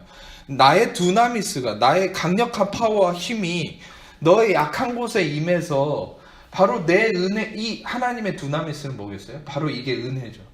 하나님의 두나미스인 이 은혜가 네 약한 곳에 임해서 너로 하여금 모든 걸 감당케 할 수 있다. 모든 걸 이길 수 있을 만큼 충분히 강하다. 그래서 너는 힘이 있다라고 얘기하시는 거예요. 네 안에 그 은혜가 모든 걸 감당케 한다. 즉 여러분 약하다라는 말이 뭐냐면 여기서 아스테네이아라는 말이거든요. 아스테네이아는 아와 스테노스. 그러니까 스테노스는 힘이란 말이고 아는 부정 접두예요. 그러니까 스테노스 힘이 없다는 거예요. 결핍, 힘의 결핍 또는 연약함으로 성과를 이루지 못하는 무능력. 여러분 우리가 어떤 문제를 감당하고 정말 그 문제 그냥 여러분 그러니까 하나님이요 은혜를 주시는 정말 감당할 수 없는 은혜를 주시는 영역이 어딘 줄 아세요? 이것이 여러분들에게 굉장히 큰 희망과 축복과 어떤 안식으로 오늘 선포될 겁니다. 그게 뭐냐면 여러분 실상 우리 인간이라는 건 내가 어느 정도 해결할 수 있다고 생각하는 것에는 하나님의 능력을 의지하지도 않고 능력이 별로 임하지 않아요. 내가 해버리죠. 기도하는 척 하면서 내가 해버려요. 그런데 정말 저거는 내가 안 되겠다. 항상 한숨 나오는 거 있잖아요. 항상 그냥 마음이 깝깝하고 까만 그 아무것도 보이지 않는 그 영역. 그게 뭡니까? 그게 아스테네이아예요. 그게 방금 설명했잖아요. 연약함으로 성과를 이루지 못하는 무능력함. 그 아스테네이아, 나의 그 연약함에 뭐가 임하냐면 내 능력이, 하나님의 능력이, 두나미스가 임해서 어떻게 되냐면 온전해진다. 온전해진다는 게 뭐냐면 여러분이 많이 들으셨죠? 텔레오, 테텔레스타이, 텔레오, 텔로스 다 똑같은 말입니다. 유의어. 뭐냐면 끝내다, 성취하다, 완성하다. 다시 말하면 여러분 내가 깝깝하고 정말 아무것도 보이지 않는 그 영역에 바로 하나님의 능력인 은혜가 임해서 그것을 끝내버리고 성취하고 이루어버린다는 거예요. 아멘. 여러분 그것을 내가 이룰 수 없다는 거예요. 하나님의 은혜는 다시 말하면 여러분이 이룰 수 없는 걸 이룸으로 그분이 영광 받으시기 원하는 할렐루야. 바로 이 하나님의 섭리를 여러분이 안다면 여러분들은 실상 그 문제 때문에 조급해하거나 두려워하거나 들레거나 흔들리지 않는다는 거죠. 실상 이 진리 안에 서 있을 때 여러분들은 오히려 하나님을 의지함으로 기다릴 수 있고 안식할 수 있고 하루하루가 은혜 가운데 나아갈 수 있다는 거예요. 자, 그리고 심지어는 이 진리를 바울이 기억함으로 어떻게 했습니까? 그러므로 이 진리를 깨닫고 나서 그러므로 도리어 더 많이 더욱 심히 자기가 크게 기뻐했다는 거죠. 여러분 이 진리를 깨달음으로 진짜 기쁨이 회복되기를 축복합니다. 그 문제가 표면적으로 해결되지 않았지만 정말 내가 해결할 수 없는 이 문제 속에 하나님의 능력이 내 약한 곳에 임해서 이 은혜의 능력이 바로 이루고 해결하시고 자유케 하신다라는 이 진리를 받아들임으로 여러분이 기뻐할 때 어떤 일이 일어납니까? 여러분들은 바울처럼 이렇게 되는 거예요. 나의 약한 것들에 대해서 내가 자랑한다. 자랑한다는 것은 카오카오마이, 이거는 자랑한다는 것도 되고 기뻐한다는 것도 돼요. 심지어 여러분의 그 연약함을 기뻐하게 될 것이에요. 할렐루야. 이게 말이 됩니까? 이게 세상의 논리가 아니에요. 이거는 세상의 논리는 여러분의 연약함을 수치스러워하고 슬퍼하게 되잖아요. 근데 여러분이 은혜의 진리, 바로 내 약한 곳을 하나님이 능력으로 임해서 붙드시고 회복시키시고 이루신다는 이 말씀을 통한 확신이 있을 때 여러분들 이걸 심지어는 자랑하게 돼요. 기뻐하게 됩니다. 왜입니까? 왜 기대하게 됩니까? 그것을 통해서 하나님이 나타나실 거기 때문에. 그렇습니다. 지금 여러분이 생각하고 있는 제가 아까 언급했던 그 깜깜한 영역 저도 있거든요. 근데 그 부분을 제가 너무나 자유함이 생기는 이 말씀을 통해서 하나님이 오히려 더 영광 받으시고 이것을 통해서 그분의 놀라운 행하심을 나타내겠구나. 오히려 그 연약함이 여러분들에게 자랑이 될 것입니다. 아멘. 나중에 그것이 여러분들에게 큰 축복으로 이루어질 것입니다. 아멘. 자, 그래서 이는 그리스도의 능력이 내게 머물게 하려 합니다. 마지막이죠. 이 9절에 이는 다시 말하면 이것을 위한 이유는 뭐냐? 바로 그리스도의 능력이 나에게 머물다, 에피스케노, 이거는 장막을 펴서 덮다는 건데 이건 안식을 누린다는 거예요. 그러니까 바로 그리스도의 능력이 나로 하여금 안식을 누리게 하기 위해서 바로 하나님께서 이 은혜를 부으시고 우리가 은혜 아래 머무를 때 우리가 이 안식 속에서 참된 기쁨으로 마침내 여러분들이 승리케 된다는 거죠. 10절을 보면 내가 그리스도를 위해서 약한 것들과 능력과 궁핍과 박해와 공고를 기뻐하노니, 다시 한번 강조하죠. 이는 내가 약한 그때에 강해진다. 여러분, 약함을 자랑하는 그리스도인이 되기를 축복합니다. 약함을 수치스러워 하지 마세요. 여러분의 연약함에 대해서 좌절하지 말라고, 슬퍼하지 말라고는 못하겠어요. 왜? 슬픔이 올 수 있겠죠. 그런데 저는 오늘 이 말씀, 고린도후서 12장 9절 말씀을 꼭 메모해서 여러분이 깝깝해질 때마다, 그 여러분이 깜깜해서 아무것도 보이지 않을 때마다 이 말씀을 꼭 붙드시고 선포하세요. 내 안에 복음으로 선포하세요. 내 은혜가 내게 족하도다. 이는 내 능력이, 그리스도의 능력이 나의 약한 데서 온전하여진다. 할렐루야. 이 말씀을 꼭 붙드세요.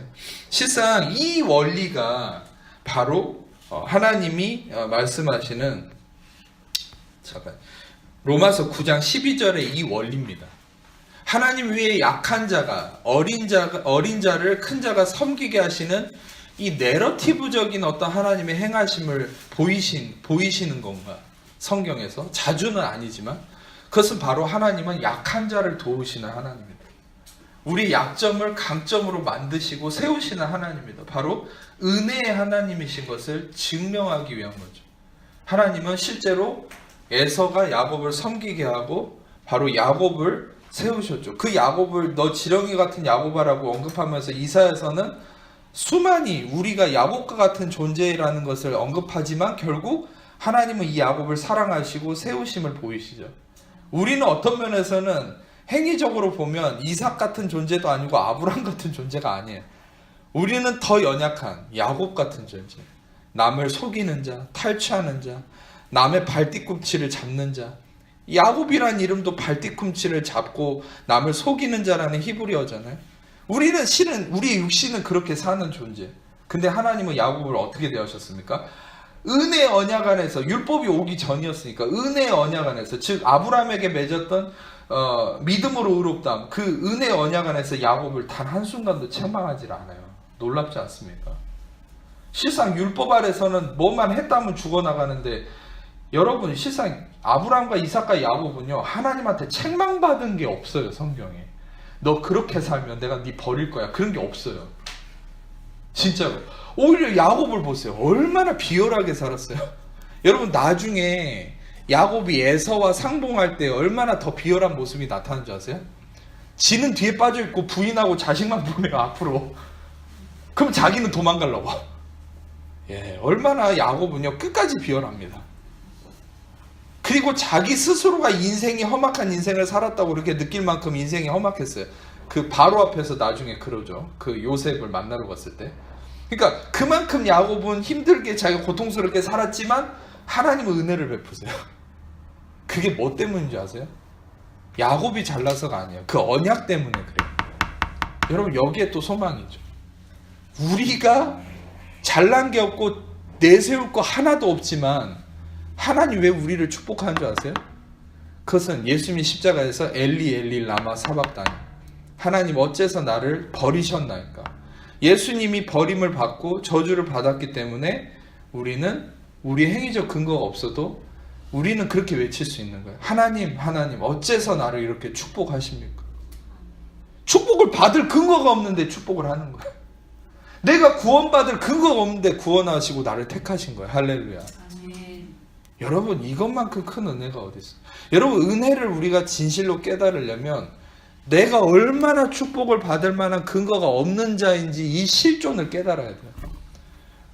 만약에 여러분들은 안 그러겠지만 제 설교를 듣는 사람 중에 만약에 그래도 나는 어느 정도 축복을 받을 만한 근거가 있겠지라고 생각하는 사람은 아직 덜 된 겁니다. 아직 은혜를 모른 겁니다. 진짜 은혜를 깨닫는 것은 내가 나라는 인간이 단 티끌만큼도 축복을 받을 만한 근거가 없는 자라는 걸 깨달을 때 진짜 은혜를 은혜로 받을 수 있는 거예요. 예. 저는 제가 이단들이 얘기하는 그런 어떤 논리들이 뭐 특정 이단만 아니라 모든 이단들이 다 마찬가지예요. 뭐 말씀을 잘못 해석하고 교주로 행세하고 그 나타나는 모든 이단들이 여러분 실상 이 은혜를 깨닫지 못해서 된 거예요. 자기가 근거가 있다고 생각하는 거예요. 그러니까 되게 은사를 통해서 이단으로 많이 빠지는데 잘못된 은사를 통해서 내가 뭐가 좀 있다고 생각하는 거예요. 네. 근거가 있고 내가 좀 경건하고 그러니까 여러분 이단은요 꼭 선행되는 근거가 뭔지 아세요? 선행되는 절차가 율법주의에서 이단이 나와요. 여러분 그걸 아셔야 돼요. 은혜 진리 안에서 이단이 나오지 않아요. 은혜 진리를 왜곡시켜서 율법화시켜서 이단이 나오는 거지 온전한 은혜를 배울수록 여러분들 이단이 될 수가 없어요. 물론 이제 저는 이단 중에서도 택하신 자는 다시 돌아오게 하신다는 믿음의 확신이 있지만 다시 말하면 이단도 은혜 진리가 왜곡될 때 이단이 나온다라는 걸 참고로 알아두셔야 돼요. 그래서 결국 여러분들 이 약한 자를 하나님이 세우시는 것은 하나님의 은혜의 놀라운 그 섭리라는 거죠. 13절을 보시면은 기록된 바 내가 야곱은 사랑하고 에서는 미워하였다. 예, 이것을 참고적으로 여러분들에게 알려드리고 싶은데 이게 어디 나왔을까? 말라기 1장 2절에서 3절입니다. 말라기 1장 2절에서 3절 한번 참고적으로 같이 읽어보겠습니다. 말라기 1장 2절에서 3절 같이 한번 읽어보겠습니다. 시작. 여호와께서 이르시되 내가 너희를 사랑하노라 하나 너희는 이르기를 주께서 어떻게 우리를 사랑하셨나이까 하는도다. 나 여호와가 말하노라 에서는 야곱의 형이 아니냐. 그러나 내가 야곱을 사랑하였고 에서는 미워하였으며 그의 산들을 확대하게 하였고 그의 산업을 광야의 이들에게 넘겼느니라. 그렇죠. 이 말라기 말씀을 인용해서 바울이 이렇게 논지를 펴고 있는데 실상 말라기서 1장 2절 말씀 보면 얼마나 하나님 마음을 느낄 수 있습니까? 우리들은 하나님께 우리를 언제 사랑했냐라고 항상 외치죠. 하나님 정말 우리를 사랑하셨습니까? 근데 하나님의 근거가 뭡니까? 자, 여기에 놀라운 진리가 있어요. 하나님이 우리를 언제 사랑했냐라고 따지는 사람들한테 하나님이 뭐라 얘기하냐면 에서는 야곱의 형이 아니야. 근데 내가 야곱을 사랑하고 에서는 미웠다. 여러분 이게 왜 하나님의 사랑의 표현일까요? 이거 이제 본질적인 기반은 하나님의 택하심을 얘기하는 거예요. 내가 너희를 택했다는 거예요. 그게 너희를 사랑함이라는 거예요. 아멘. 이 하나님의 사랑함으로 택하심이 바로 하나님의 사랑의 표현이고 또 한 가지는 에서는 미워하고 야곱은 사랑했다. 이것은 바로 너의 그 약함을 내가 사랑한다는 거야. 너의 그 부족함을 내가 세운다는 거야. 너의 연약함을 내가 회복한다는 거야. 여러분, 그래서 이런 말씀들을 통해서 여러분들은 자꾸 이 말씀들을 여러분 마음에 심으시라는 거예요. 예. 하나님이 여러분을 약함을 정죄하지 않습니다. 여러분의 허물을 사랑하십니다. 예. 여러분 이 말씀을 진실로 받는 자는 그거 믿고 죄짓지 않아요. 이단들처럼 목사님 너무 그렇게 얘기하면 또 그거 믿고 마음 놓고 죄질 거 아니에요. 아니요, 절대 그럴 수 없습니다. 절대. 오히려 정죄감이 가득하니까 더 죄짓는 거예요. 제가 매번 비유를 말씀드리잖아요. 더러운 옷을 입은 자는 애초에 빨 거라고 생각하니까 더 진흙탕에 뒹굴어요. 근데 깨끗한 양복이나 드레스를 입었는데 어떻게 더러운 데를 다니겠어요? 자기 자신이 정죄감이 가득한 사람은 더 맘 놓고 죄짓게 돼요. 근데 마음에 의에 대한 확신, 하나님이 나를 사랑한다는 이 깊은 확신이 있을수록 죄를 미워하게 돼 있어요. 하나님이 나를 택하시고 값없이 은혜를 주시고 끊임없이 내 약함을 사랑하신다 라는 이 안식 속에 있는 자는 고린도후서 아까 12장 말씀을 계속 묵상함으로 하나님의 그 약한 자를 도우시는 하나님의 은혜를 기억할수록 여러분들은 오히려 더 강해질 거예요. 오히려 죄를 이길 힘이 나온다. 아멘. 자, 말씀을 또 조금 더 이어가겠습니다. 이제 거의 마무리 됐는데, 자, 거의 마무리된 게 아니네. 솔직히 이거 올로 잠깐만 되게 양이 많은데 일단 빨리빨리 하겠습니다. 14절에서 18절까지 읽어주십시오. 시작. 우리가 무슨 말을 하리요 하나님께 불의가 있느냐 그럴 수 없느니라. 모세에게 이르시되 내가 긍휼히 여길 자를 긍휼히 여기고 불쌍히 여길 자를 불쌍히 여기려 하셨으니 그런즉 원하는 자로 말미암은 거 아니요 다른 박질하는 자로 말미암은 거 아니요 오직 긍휼히 여기시는 하나님으로 말미암음이니라. 성령이 바로에게 이르시되 내가 이 일을 위하여 너를 세웠으니 곧 너로 말미암아 내 능력을 보이고 내 이름이 온당에 정착하게 하려 함이라 하셨으니 그런즉 하나님께서 하고자 하시는 자를 긍휼히 여기시고 하고자 하시는 자를 완악하게 하시느니라.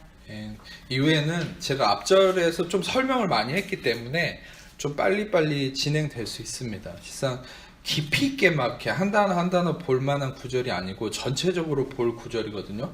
예를 들어서 지금 14절에서 18절까지의 핵심 내용도 하나님이 주권자로서 택하시고 그분이 긍휼히 여길 자를 긍휼히 여기고 심판할 자를 심판하시는 그 하나님의 어떤 행하심에 대해서 우리가 무엇을 그것에 대해서 하나님께 평가하고 반박할 수 있겠느냐라는 거죠. 실상 이것에 대한 논리의 어떤 주된 이유가 뭐냐면 이스라엘이 여전히 자기 행함으로 자기의 의를 통해서 자기들만이 선택받았다고 생각하는데 나중에 사도행전 이 10장을 보면 고넬료가 택함받아서 성령받고 방언받고 변화되는 거 보고 다 놀래거든요. 왜냐하면 얼마나 그만큼 이 고정관념이 무서운 거를 알아요. 여러분 제일 사람에게 있어서 치명적인 단점이 뭐냐면 고정관념이에요. 그러니까 베드로같이 여러분 베드로가 얼마나 대단한 사람이에요. 사람들이 얼마나 베드로를 통해 능력이 많이 나타났으면 베드로가 지나가는 그 그림자라도 비춰지기를 원하는 그러니까 그림자를 통해서만으로도 역사가 나타나니까 그러니까 그만큼 쓰임받았던 베드로인데 아직 베드로도 은혜를 모르는 그러니까 바울을 통해서 은혜의 진리가 계시된 그러니까 나중에 바울한테 책망받잖아요. 율법적 의식 때문에 갈라디아서 2장 보면은 근데 심지어 이 베드로도 여전히 율법적 의식이 있었어요. 그러니까 전에 사도행전 그 10장에 제가 말씀을 나눴잖아요. 보자기에서 내려오는 거를 하나님이 먹으라 하니까 못 먹겠다고. 하나님이 먹으라면 먹어야죠. 근데 자기가 율법적 의식 가운데 이건 먹으면 안 되는 거니까 안 먹겠습니다. 요러잖아요. 얼마나 그 강팍함과 고정관념이 셉니까? 여러분 저는 그래서 한 가지 많이 느끼고 있는 게 아무리 성령의 은사가 뛰어나고 능력이 많은 사람이어도요 은혜의 의식이 바뀌지 않으면 그 사람은 하나님과 온전한 관계가 아닐 수 있다는 거예요. 여러분 그래서 여러분들에게 도전하는 건 능력을 보고 사람 판단하지 마세요. 이제까지 한국교회는 보여지는 것에 너무 매여 있었어요. 그래서 교회에서 막 저 사람이 신유의 은사했다면 다 그 사람한테 몰려. 저 목사님이 저 교회에 있는 목사님이 병 고친다고 다 걸로만 달려가요. 그럼 결국 어떻게 된 줄 아세요? 예수님 복음서에 나타난 거랑 똑같이 돼요. 10명이 와서 가다 고침받았는데 9명 다 도망가고 1명만 와서 고맙다고 그래요. 구원받아. 다 똑같아요. 지금 한국교회가 그런 식으로 100만 명, 1000만 명 기독교인 모였는데 그 중에 저는 진짜 구원받은 사람 얼마나 될까 싶어요. 그 돌아온 1명 그 사람만 구원받았잖아요. 9명은 다 어디 가버리고. 진짜 의식이 바뀌어야 돼요. 은혜의 의식으로. 근데 능력만 쫓아다니는 보여지는 화려함만 쫓아다니는 아니 그게 아니라는 거예요. 여러분은 그래서 여러분들이 참 축복이 나는 게 여러분들은 은혜의 말씀을 통해서 의식이 바뀌고 있음을 저는 믿습니다. 그래서 세상 여러분들 능력을 보고 판단하지 말고 진짜 그 의식이 왜냐면 베드로도 그랬잖아요. 베드로도 하나님 뜻을 분별을 못하잖아요. 근데 나중에 정신이 번쩍 나가지고 이제 고넬료를 찾아갔는데 거기서 또 놀래죠. 성령이 임하는. 근데 더 재밌는 사실은 나중에 사도행전 15장에 예루살렘 회의 때 야고보랑 예루살렘의 수많은 리더 거기에는 바울과 바나바도 와 있었죠. 근데 베드로가 거기서 고넬료에게 일어난 사건을 얘기하니까 놀래죠. 와 어떻게 이방인들에게도 성령을 부어주시냐. 여러분 제가 왜 이 설명을 들었냐면 지금 로마서 9장도 실은 그런 비슷한 내용이에요. 유대인들은 이방인들은 택하지 않았다고 생각하는 거예요. 근데 바울은 아니다. 니들이라 해서 다 택함을 받았다라고 할 수 없고 이방인들이라고 해서 다 택함을 안 받은 게 아니다. 하나님은 긍휼히 여길 자를 긍휼히 여기고 심판할 자를 심판하신다. 하나님이 이방인들을 택했다. 그 너희들이 어떤 면에서 이런 거죠. 너희들 긴장해야 돼. 니들만 하나님 택하신 게 아니야. 이방인들을 세워서 쓰실 거야. 하나님의 행하심을 극단적으로 나타내는 거죠. 그분의 택하심을. 이제 그런 의미로 여러분들이 이 말씀을 보시면은 이해가 되실 거예요. 단순히 또 이 말씀이 거기와도 이어지기도 해요. 실은 구원에 대한 예정함. 근데 이제 구원에 대한 예정함은 단시간에 여러분에게 설명해서 좀 너무 시간도 부족하고 여러분이 힘들 수 있어요. 근데 여러분들에게 확실하게 얘기해 드릴 수 있는 건 이 말씀적 근거가 많이 있기 때문에 실상 구원에 대한 애정함도 확실한 거예요. 그러면 어떤 분들은 저한테 그런 질문을 하신 분들이 있어요. 아니 그러면은 우리는 누구는 택했고 누구는 안 택했기 때문에 어떤 마음으로 전도를 해야 됩니까? 굳이 전도해야 될 뭐 이유가 있습니까? 하나님이 택한 자는 다 돌아오게 하실 텐데. 여러분 실상 그런 논리 자체가 이미 내가 무언가의 판단자가 되겠다는 거거든요. 여러분 제가 느끼는 거는 여러분들이 진실로 나를 하나님이 택해서 구원에 이르게 하셨다라는 확신이 있으면, 그러니까 구원의 확신이 아니라 여러분을 하나님이 진짜 택해서 은혜로 여러분을 택해서 부르셨다는 이 확신이 있으면 여러분들은 누가 시키지 않아도 실상 복음을 전하게 됩니다. 왜냐하면 내가 은혜로 받은 거니까. 그 감사함과 기쁨과 감격 때문에. 절대 확신이 있는 사람은 뭐 하나님이 예정하신 사람 알아서 구원하시겠지 이렇게 안 돼요. 내가 그 은혜를 깨닫고 감사함을 깨달았는데 누가 택한지 안 택한지 누구를 어떻게 알아요? 여러분 제가 매번 비유하지만 물론 모태신 사람들은 뱃속에서부터 택했겠죠. 근데 나이가 60, 70대까지 막 우상 섬기고 예수 안 믿는 사람이 그 사람이 지옥 간다라고 어떻게 장담합니까? 그 사람 죽기 전에 택함 받아서 이미 택함을 받은 자인데 그 사람에 대한 계획이 죽기 전에 예수 영접해서 하나님 나라 갈 수도 있잖아요. 우리는 모르는 거예요. 모르니까 우리에 대한 하나님의 택하심의 감격함 속에서 은혜 안에서 감사함으로 때를 얻든지 못 얻든지 복음을 전하는 거죠. 우리가 모르니까요. 근데 그거를 하나님이 택하신 자 알아서 하시겠지? 이거는 어떤 면에서는 아직 은혜를 못 깨달은 거예요. 아직 이 교만할 수 있는 거죠. 그거는. 이해가 되십니까? 그래서 여러분들은 그냥 하나님이 나를 택하심에 대한 은혜 안에 감사함으로 깨어있으면 여러분들을 통해서 하나님이 때를 따라서 복음을 전하게 하실 거예요. 전도의 열매도 이루게 하실 겁니다. 아멘. 예, 막 그 전도 특공대를 마련해가지고 전략적으로 이렇게 전도해야 된다. 여러분 제가 깜짝 놀랐어요. 어제 인터넷에 기사를 보면서 서울대 총학생에서 프리팅커즈리라, 물론 걔네들은 좀 이렇게 되게 종교 자체를 싫어하는 반대하는 애들이에요. 그 프리팅커라는 자체가 반기독교적 세력이긴 한데 거기에서 여러분 요즘에 근데 서울대만이 아니고 모든 대학교들이 전도 좀 하지 말라고 이제 그러는 거예요.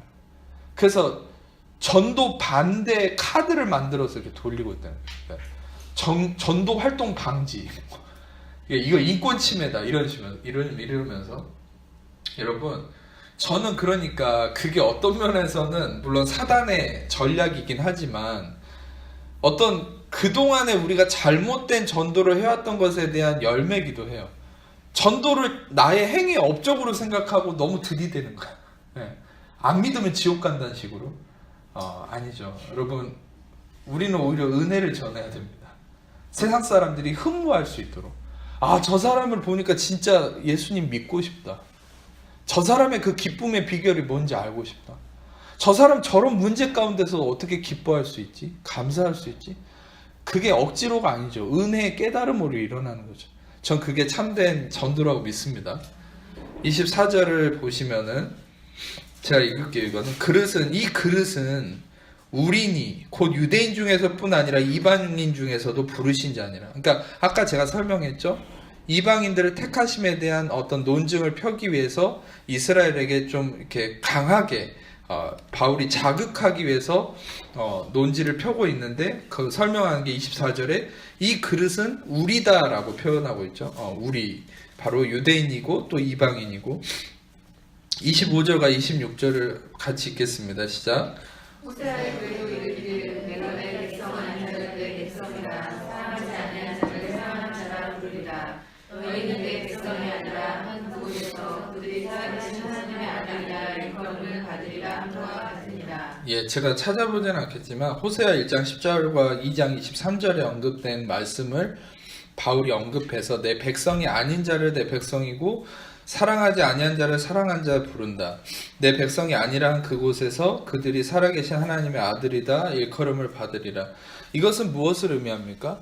이것은 바로 하나님께서 택하신 자는 어떤 환경 가운데 있다 할지라도 하나님 부르시고 인도하신다는 거예요. 그러니까 참고적으로 우리가 저 사람이 진짜 예수님 믿겠느냐, 하나님이 택하시면 어떤 형편에서라도 믿습니다. 실상 저희 한국 땅에서는 그런 게 좀 드물지만 지금 실제적으로 무슬림의 선교적 보고를 보면 무슬림을 전도하는 그 선교 현장에서는 어마어마한 초자연적인 하나님 복음의 역사가 나타나요. 그게 실상 제일 많이 일어나는 게 환상 중에서 예수님이 그들을 예수님께 인도하는 역사가 많이 나타납니다. 그러니까 하나님의 행하심, 택하신 자들에 대한 하나님의 행하심은 절대적이라 할 수 있죠. 어떤 누구도 방해할 수 없고 어떤 환경과 여러분의 어떤 죄악과 어떤 연약함도 하나님의 택하심을 통한 은혜를 통한 구원을 방해할 수 없다는 것이죠. 하나님 결국 그분이 택하신 자를, 그분이 부르신 자를 부르시고 인도하신다는 사실이에요. 27절에서 29절까지 읽도록 하겠습니다. 시작.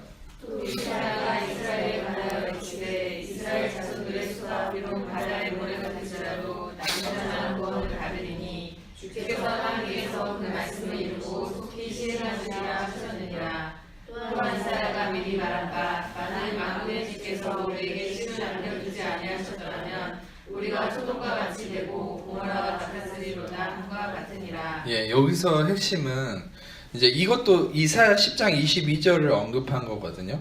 또 아래쪽은 이사야 13장 19절을 인용해서 말씀을 나눈 건데, 실상 이제 29절에 만군의 주께서 우리에게 씨를 남겨두지 아니하셨더라면 우리가 소돔같이 되고 고모라같이 되었을 것이다.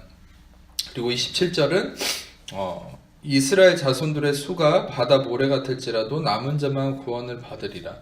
그러니까 하나님께서 행하심을 어떻게 지금 얘기하고 있냐면, 예수 그리스도라는 한 씨, 완전한 씨를 통해서 하나님께서 예비하신 사람, 그 하나님의 택하신 사람을 구원하시고 이들은 결코 멸망하지 않는다는 것을 이사야의 예언된 말씀을 통해서 지금 바울이 나누고 있는 겁니다. 여러분이 참고적으로 그렇게 이해하시면 되고, 계속 그러니까 내용은 똑같은 내용이에요. 그러니까 택함 받지 못할 것 같은 사람이 택함을 받을 거다.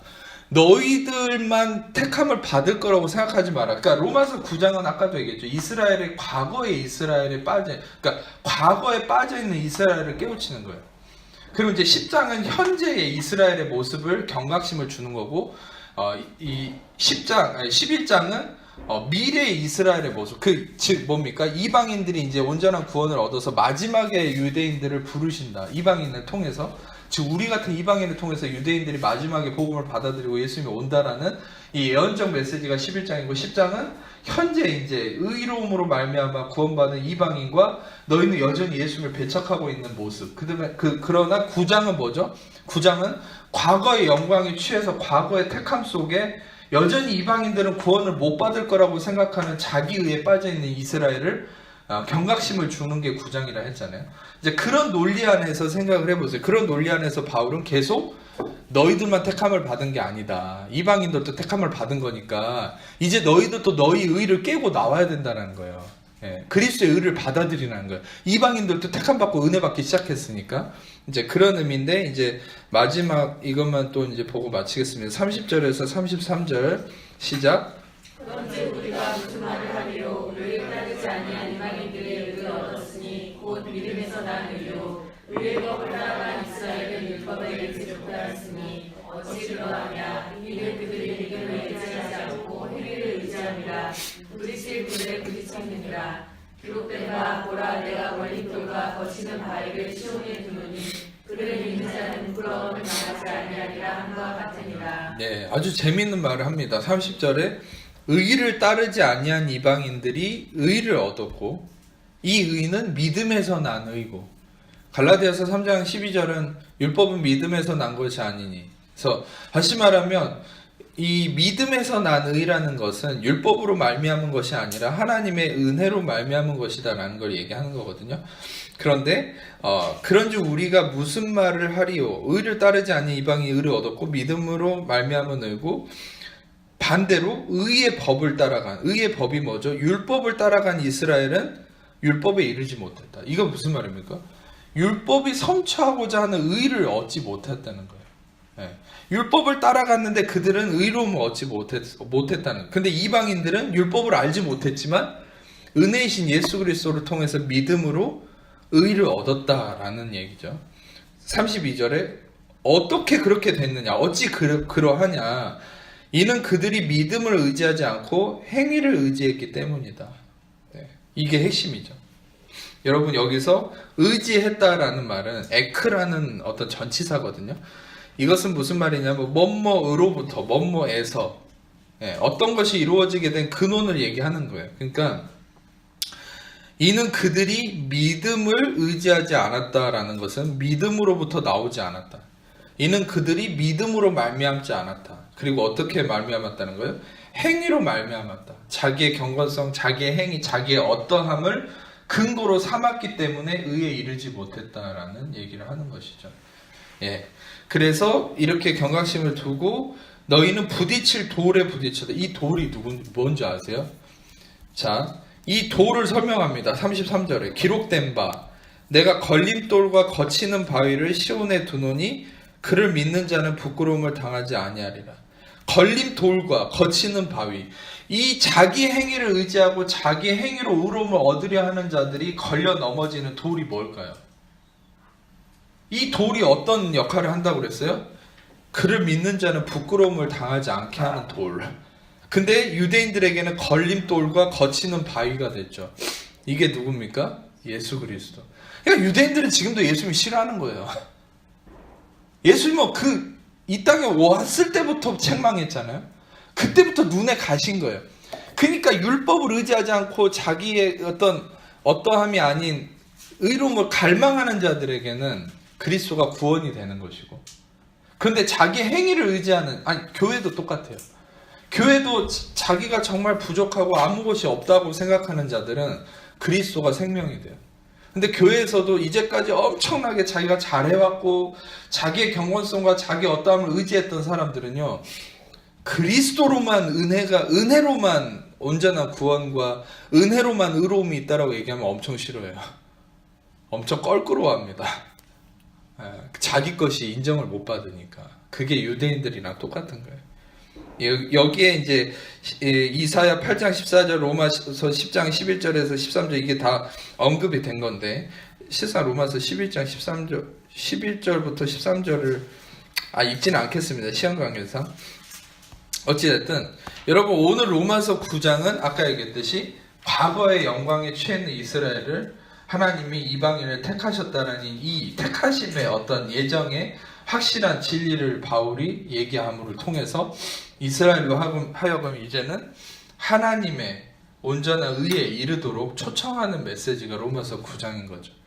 하나님께서는 이 이방인으로서 우리를 믿음으로 의롭다함에 이르게 하고, 믿음으로 의롭다함을 통해서 우리가 우리 행위가 아닌 그리스도의 온전한 의로움으로 하나님에게 이르게 하셨습니다. 아멘.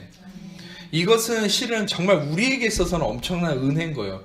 이 내용 자체는 이스라엘에게 어떤 강한 경고와 메시지가 섞여 있는 거지만, 이것을 받는 이방인으로서 우리는 엄청난 감사함과 은혜이지 않습니까? 우리가 정말 한 것이 아무것도 없는데 우리의 엘곤, 우리의 행위나 업적이 아니라 그리스도로 말미암는 믿음의 의로 우리를 그리스도로만, 오직 우리의 어떤 경건성이나 행위가 아닌 그리스도로만 우리를 택하시고 우리를 부르시고 우리에게 은혜를 부으신다라는 사실이 우리에게 얼마나 큰 위로가 되는지 모르겠어요. 여러분, 실상 이 은혜를 또 계속 묵상하시고 여러분들의 은혜 안에서 하나님의 참된 선하심을 날마다 경험하시기를 축복합니다.